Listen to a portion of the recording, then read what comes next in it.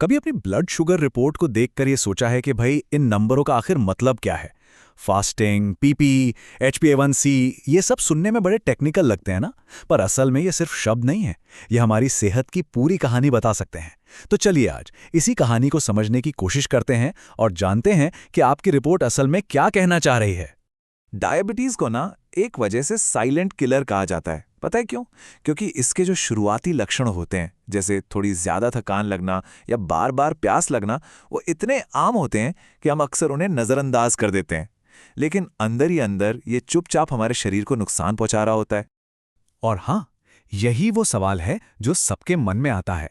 Report तो हाथ में आ जाती है, पर उसमें लिखे इन अजीब से शब्दों का असली मतलब क्या है? ये नंबर क्या बता रहे हैं? चलिए आज इसी पहेली को एक एक करके सुलझाते हैं। तो सबसे पहले एकदम बेसिक बात पर आते हैं। आखिर ये साइलेंट किलर है क्या चीज, और ये हमारे शरीर में होता क्यों है? देखिए, किसी भी प्रॉब्लम को सॉल्व करने का पहला स्टेप होता है उसे ठीक से समझना। इसको ना एक बहुत ही आसान तरीके से समझते हैं। हमारे शरीर में एक अंग होता है पैंक्रियास। समझ लीजिए कि वो एक चाबी बनाने वाली फैक्ट्री है। ये इंसुलिन नाम की चाबी बनाती है। अब ये चाबी क्या करती है? ये हमारे शरीर के सेल्स के ताले खोलती है ताकि शुगर अंदर जा सके और हमें एनर्जी मिले। अब सोचिए, अगर ये फैक्ट्री चाबियां बनाना ही कम कर दे या फिर हमारे सेल्स के ताले ही खराब हो जाएं और चाबी लगे ही नहीं, तो क्या होगा? सारी की सारी शुगर खून में ही घूमती रहेगी।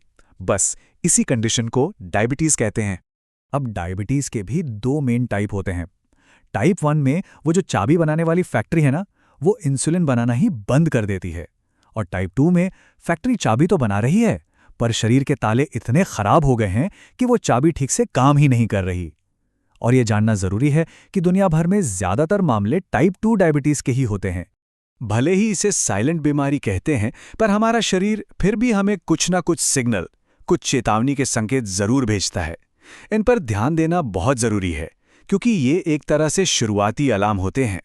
जैसे कि अगर किसी को बार बार पेशाब आ रहा हो, खासकर रात के वक्त, या फिर बेवजह बहुत ज्यादा प्यास और भूख लग रही हो, वजन अचानक से कम होने लगे, या हर वक्त थकान सी महसूस हो, तो ये सब ध्यान देने वाली बातें हैं। ये डायबिटीज के शुरुआती संकेत हो सकते हैं। तो मान लीजिए किसी को ये लक्षण महसूस हो रहे हैं, तो अगला कदम क्या होगा?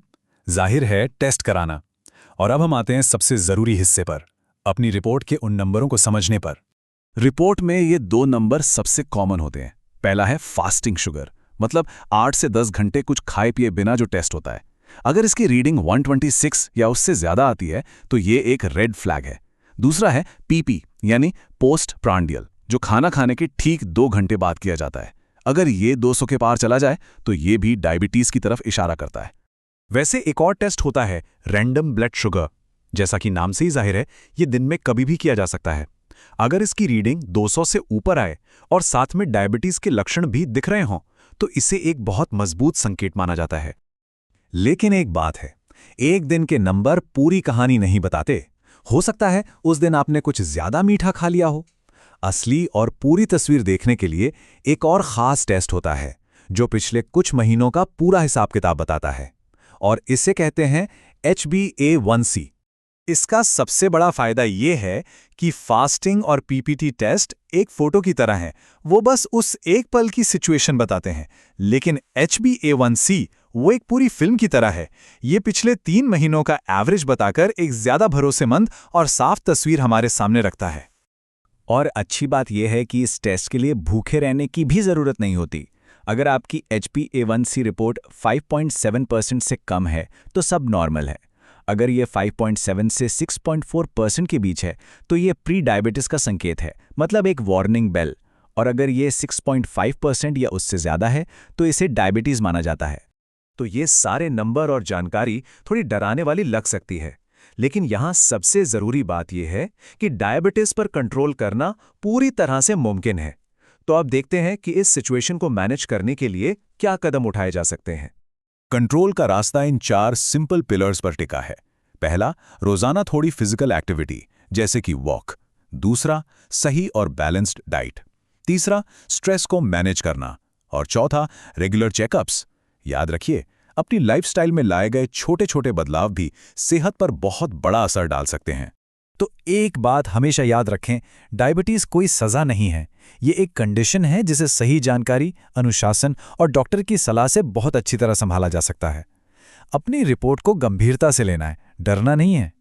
तो अब सवाल ये उठता है कि अपनी सेहत को बेहतर बनाने के लिए आज अभी कौन सा एक छोटा सा कदम उठाया जा सकता है। चाहे वो सिर्फ 10 मिनट की वॉक हो या आज मीठा खाने से बचना हो, शुरुआत हमेशा एक छोटे कदम से ही होती है।